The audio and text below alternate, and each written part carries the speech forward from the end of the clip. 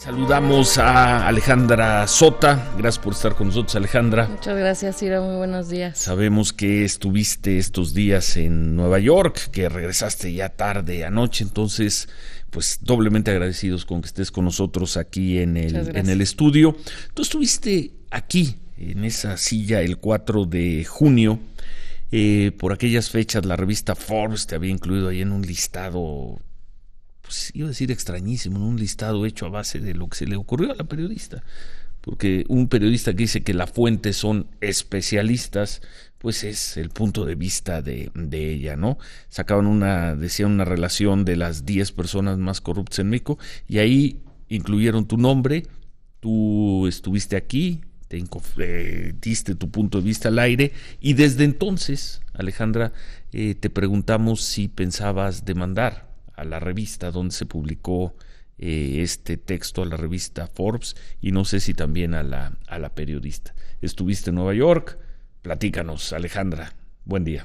Muy buenos días, pues muchas gracias por la invitación. Y sí, en efecto, estos son procesos largos en donde se hacen análisis muy objetivos dentro del marco legal. Hay que recordar que esta es una publicación que se publica en Estados Unidos, tanto el sitio online como la revista, y entonces la demanda es en Estados Unidos.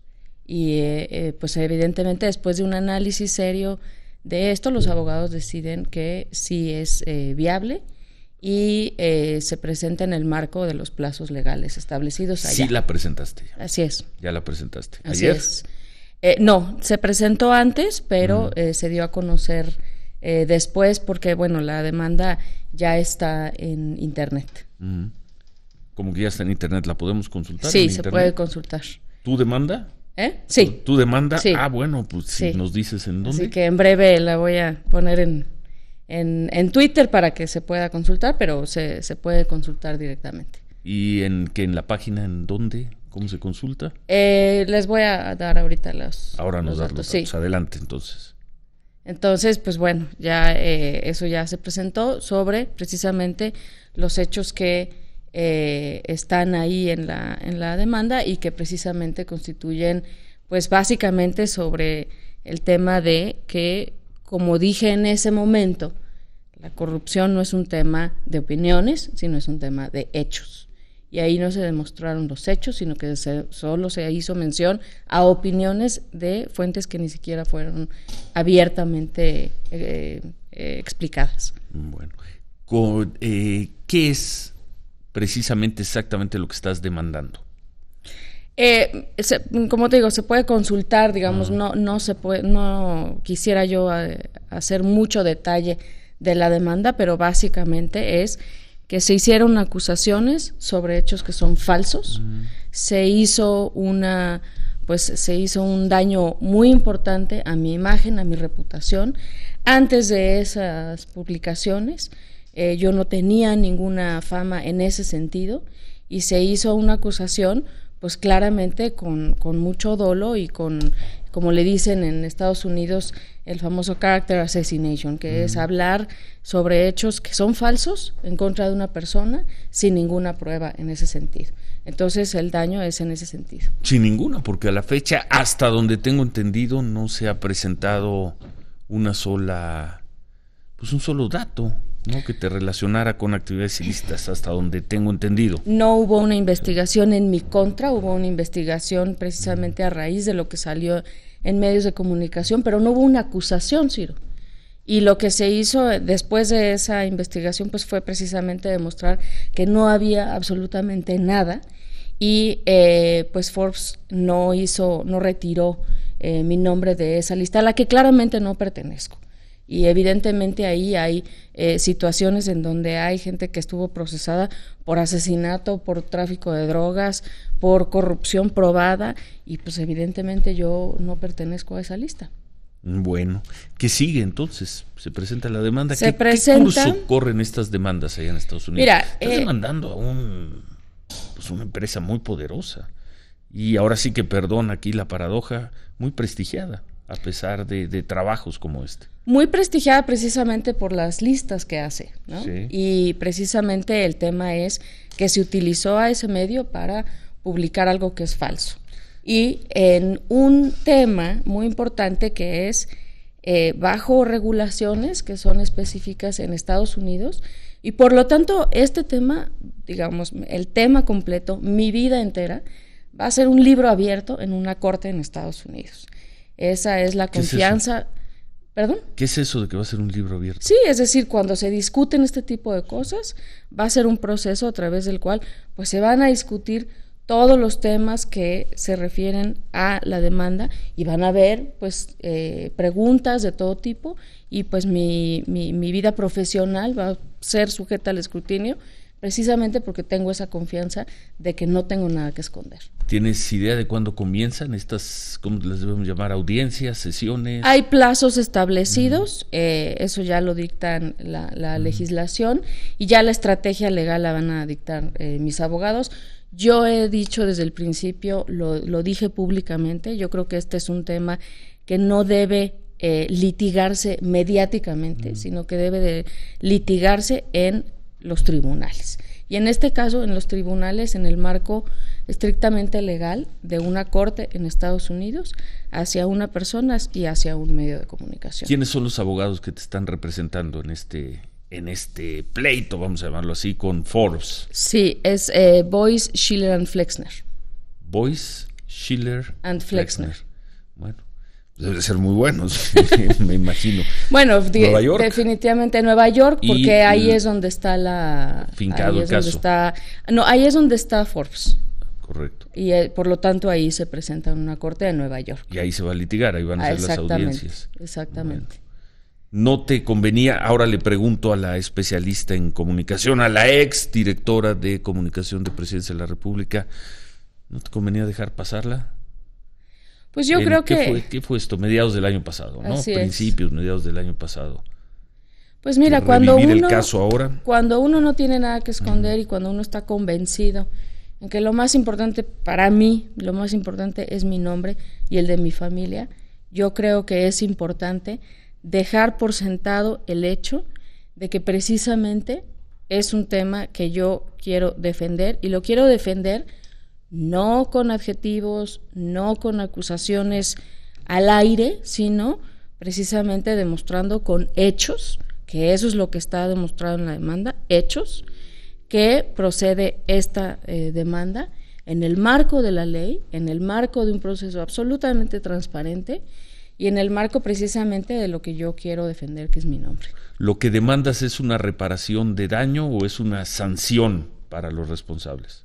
Es una reparación de daño y está explícito en la demanda y es en el marco de cómo la ley en Estados Unidos hace este tipo de cosas. Son distintos, obviamente, los regímenes legales que están en ambos países. ¿En la demanda viene el monto de la reparación de daño? No, eso ya se establece a través de los abogados. Bueno, pues va a ser un pleito largo, me imagino. Puede ser un pleito largo y bueno, pues hay que estar preparados para eso. Y costoso también. Bueno, eso también se determina con base en el propio análisis que hacen los abogados. Sí. ¿Y cómo es en este caso la relación con los abogados? ¿El pago tiene que ver con el resultado del pleito? En Estados Unidos está especificado cómo se puede hacer el tema con base en los que ellos llaman success fee o que se determina con base en lo que se arregla entre el cliente y los abogados. Entonces, conclusión, sí demandaste a Forbes. La demanda la veíamos ahora, está ya en la página de internet de la propia Forbes. No. ¿O dónde estaba lo que veíamos ahí? Está en una página de internet propia de la corte, supongo, pero ahorita estamos viendo los datos. Y ahora que regresemos les vamos a dar esos datos. ¿Dices que tú lo vas a subir a tu cuenta de Twitter? Sí. ¿A qué hora? Hoy mismo. Ahorita saliendo bueno, en el curso de la mañana, sí. En el curso de la mañana, y que es una demanda por reparación de daños a tu imagen. Así es. Ya vendrá un juez y determinará la cantidad. Así es. Todo esto se va a dar en Nueva York. ¿Y te están representando otra vez el nombre de los abogados? Boyce, Schiller & Flexner. Boyce, Schiller & Flexner. Sí. Bueno, ese es el caso de Alejandra Sota, a quien invitamos desde hace una semana también como colaboradora de este programa. Te quedas con nosotros y platicamos precisamente sobre lo del conflicto de interés, sobre lo que se anunció, las medidas y las decisiones que anunció el martes el presidente Peña Nieto. ¿De acuerdo? ¿Te quedas? Claro. ¿No vienes muy cansada de Nueva York? ¿No? Aguantamos. Bueno, aguantamos. Regresamos con Alejandra Sota. Ya nos platicaste de tu demanda contra la revista Forbes, que ya está puesta en Estados Unidos, y te preguntábamos antes de ir a un corte tu opinión sobre el anuncio, las medidas que anunció y el discurso del presidente Peña Nieto el martes sobre el tema corrupción, conflicto de interés. Bueno, yo creo que en primer lugar el Ejecutivo hace algo que está precisamente en el marco de su ámbito, que es precisamente el nombramiento del secretario de la Función Pública y las medidas que anuncia, entre las cuales yo destacaría el tema de la declaración de conflicto de interés, Ciro. Yo creo que esa es la medida por excelencia más importante que puede emitir el Ejecutivo Federal, porque es la medida más importante para la prevención de la corrupción. Es decir, en muchos países del mundo, en Canadá, en Reino Unido, en Francia, que por cierto se la tienes que hacer a mano en el sistema legal francés. ¿Manuscrita? Sí, a mano la tienes que hacer, porque en el marco legal de Francia se tienen que hacer así, no se pueden hacer electrónicas, en fin. Cada una de las democracias modernas en el mundo tienen esta figura, y es la figura más importante para prevenir la corrupción. Es, como le dicen, un disclosure en el que tú dices exactamente cuáles son todos tus temas previo a que entres a una función, en los cuales podrías incurrir en un conflicto de interés. Yo creo que dentro digamos, la neblina de todas las discusiones y el tema del nombramiento mismo del secretario, yo creo que la medida más importante y aplaudible es precisamente la medida de la declaración de conflicto de interés. Eso a futuro va a ser un tema que va a fortalecer en enorme medida la democracia mexicana, que en algunas cosas está tan fuerte como en la parte electoral y en otras está débil como en esta ocasión. ¿Te gustó entonces el mensaje? A mí me gustó el mensaje, insisto, es dentro de lo que el Ejecutivo puede actuar. Ya será el legislativo el que haga la normatividad respecto al Sistema Nacional Anticorrupción, pero dentro del margen que tiene el Ejecutivo Federal, yo creo que es una medida correcta. Primero, que se reinstaure en su totalidad la Secretaría de la Función Pública, ahora encabezada por Virgilio Andrade, y en ese sentido yo creo que es muy importante, insisto, las medidas que fortalezcan la parte institucional hoy y hacia el futuro, en el sentido de dar a conocer esta medida de la declaración de conflicto de interés. 12 críticas he leído en estos días. Uno, ¿qué necesidad tenía el presidente de pedir que se le investigue a él, a su esposa y a su secretario de Hacienda? Porque, insisto, yo creo que es en el marco de las atribuciones que tiene el Ejecutivo. ¿Pero había necesidad? Pues yo creo que sí, ha sido siempre, desde que salió estos temas, ha sido una Han dicho que exigencia, todo es legal. ¿no? Se habían atrincherado, fincado en el tema legal. Yo creo que abona la transparencia. Abona la transparencia. Segundo, pide esa investigación a un subordinado, un secretario de Estado, en este caso el secretario de la Función Pública. Pero entiendo que acompañado de una comisión de especialistas, y en todo caso, lo que sí quisiera subrayar es, insisto, esto es en el marco de las atribuciones del Ejecutivo Federal. El Congreso puede implementar medidas adicionales y complementarias. Nos decía ayer Luis Carlos Ugalde, es increíble que el propio presidente pida que lo investiguen porque el Congreso no lo ha hecho. Exacto. Ahora ayer salió el PRD diciendo que se investigue, ayer. Pues sí, pero precisamente lo que ha pasado es que, no quiero juzgar ni bien ni mal, pero lo que ha pasado en los hechos es que no ha habido legislación al respecto. Entonces, tú no puedes juzgar a alguien de que no actúe o que actúe, digamos, y que se quede corto, pero no te puedes quedar corto cuando no tienes más atribuciones que precisamente las que anunció, y por eso insisto entre todo, digamos, la crítica y demás, lo que yo aplaudo es el tema de la medida de la declaración de conflicto de interés. El presidente Peña Nieto tiene un grave problema de percepción, tiene una fuerte presión social, pero por lo visto no tiene oposición política. Ni PRD ni PAN se preocuparon ni se interesaron mayormente por verdaderamente enjuiciarlo con estos temas, enjuiciarlo con los instrumentos legislativos, legales que tenían a la mano.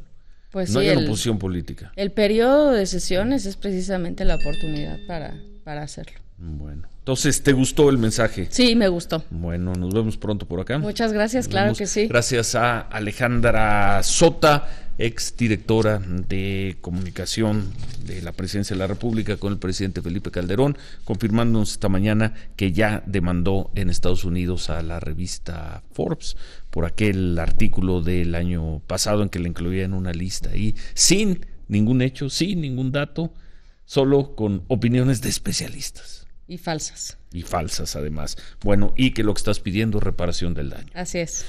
Lo va a poner en su cuenta de Twitter en unos momentos la demanda. ¿Cuál es tu cuenta de Twitter para estar atentos? @asota, ASOTA. Sota. Gracias, Alejandra.